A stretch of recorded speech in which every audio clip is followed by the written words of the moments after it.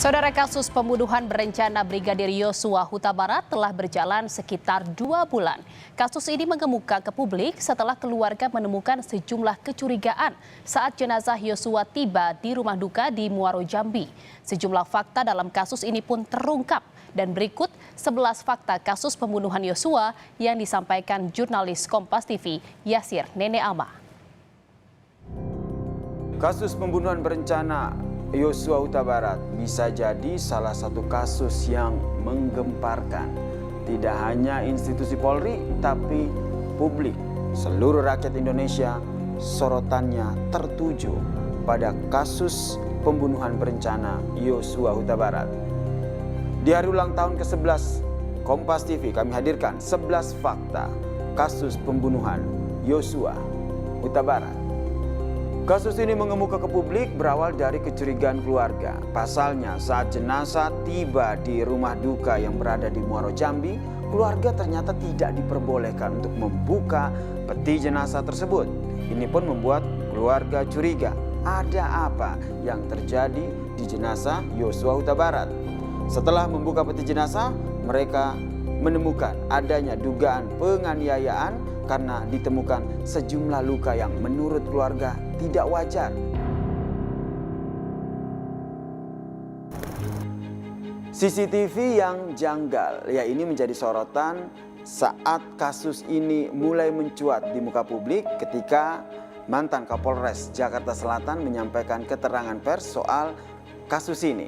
Saat itu ia bilang bahwa CCTV di rumah dinas Irjen Verdi Sambo, lokasi penembakan Yosua Huta Barat ini sudah rusak, kebetulan rusak malah sejak 1 minggu lalu. Tentu ini membuat publik bertanya-tanya, kok bisa ya CCTV di rumah dinas jenderal bisa rusak dan tidak merekam lokasi kejadian. Ternyata belakangan baru diketahui bahwa memang CCTV itu sengaja dirusak untuk menghilangkan barang bukti. Sosok yang vokal di kasus pembunuhan Yosua Huta Barat. Kalian tentu ingat wajah-wajah mereka ini kan? Ya, yang pertama adalah bibi dari Yosua Huta Barat. Bibi dari Yosua Huta Barat ini sangat vokal karena dialah yang pertama kali berbicara ke media soal kejanggalan yang ditemukan di tubuh keponakannya Yosua Huta Barat.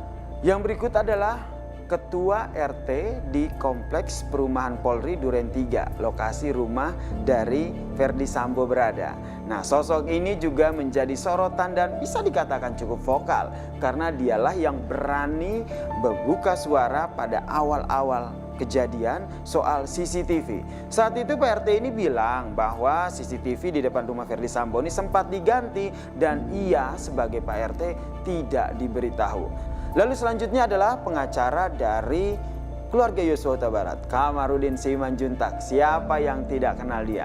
Yang ngikutin kasus Verdi Sambo pasti sering banget nih lihat sosok dari Kamarudin Simanjuntak. Ya, ia menjadi pengacara keluarga dan sangat vokal membicarakan soal apa yang menjadi kemauan keluarga dan apa kejanggalan yang dirasakan oleh keluarga terkait dengan kasus pembunuhan Yosua Huta Barat.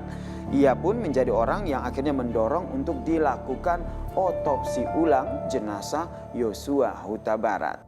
Hasil otopsi ulang, ya, keluarga Yosua Huta Barat meminta untuk melakukan otopsi ulang. Dan otopsi ulang pun dilakukan oleh Persatuan Dokter Forensik Indonesia dengan tujuan agar independen dan tidak ada intervensi dalam hasil otopsi tersebut.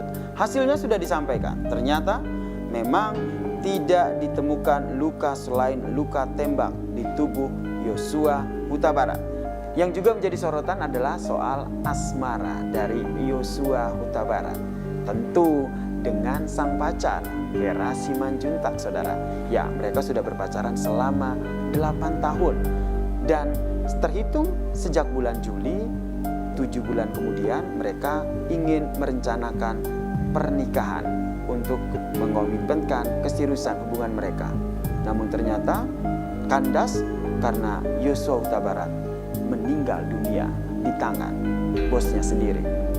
Vera Simanjuntak sempat menjadi sorotan karena ia menyampaikan bahwa ia pernah mendapatkan informasi dari sang pacar, yaitu Yosua Huta Barat, bahwa Yosua sempat mendapatkan ancaman sebelum akhirnya Yosua ditemukan tewas.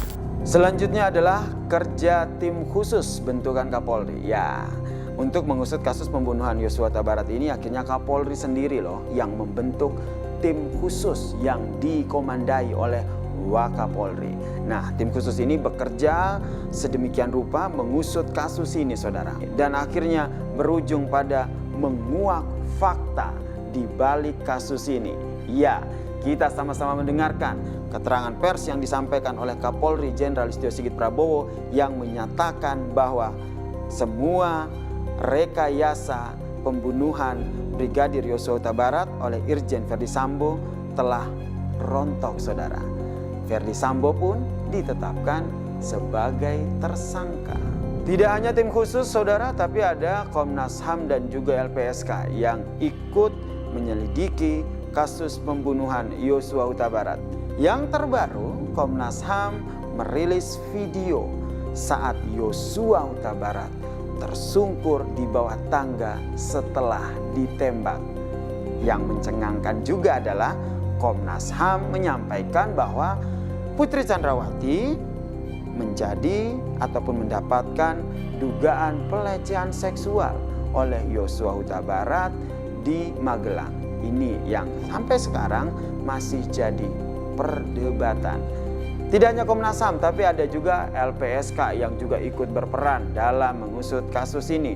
Mereka juga ikut membantu pengusutan kasus ini, saudara. Bersekongkol membunuh Yosua. Ya, kita ketahui bersama bahwa Kapolri Jenderal Listio Sigit Prabowo menyatakan bahwa tidak hanya Richard Eliezer yang melakukan penembakan terhadap Yosua Huta Barat, tapi ada orang lain yang terlibat dalam pembunuhan Yosua Huta Barat, tepatnya pembunuhan berencana. Karena Kapolri telah merontokkan skenario yang disampaikan oleh Verdi Sambo. Ini dia, saudara, saya hadirkan 5 tersangka pembunuhan berencana Yosua Huta Barat.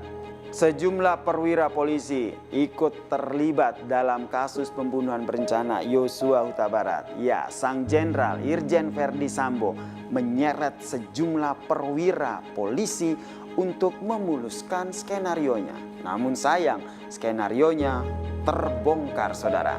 Ada 35 anggota Polri yang terlibat dalam obstruction of justice dan 7 diantaranya sudah disidang etik karena melakukan obstruction of justice terhadap kasus pembunuhan berencana Yosua Huta Barat.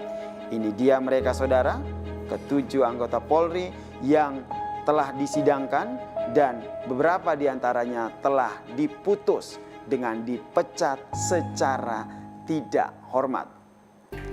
Dan yang terakhir tentu saja kasus pembunuhan berencana Yosua Huta Barat yang menjadi sorotan netizen. Ya, tidak hanya menjadi sorotan dari anggota DPR, tepatnya Komisi 3 yang saat itu memanggil Kapolri, Kompolnas, Komnas HAM dan juga LPSK untuk dimintai keterangan. Tapi kasus pembunuhan berencana Yosua Huta Barat ini pun sudah menjadi sorotan netizen. Pertanyaan selanjutnya adalah tentu kita akan nantikan nih seperti apa tim bentukan Kapolri Jenderal Listio Sigit ini betul-betul mengusut kasus pembunuhan berencana Yosua Huta Barat. Semua fakta akan dibuka di meja persidangan. Saya Yasir Neneama menutup 11 fakta kasus pembunuhan berencana Yosua Huta Barat.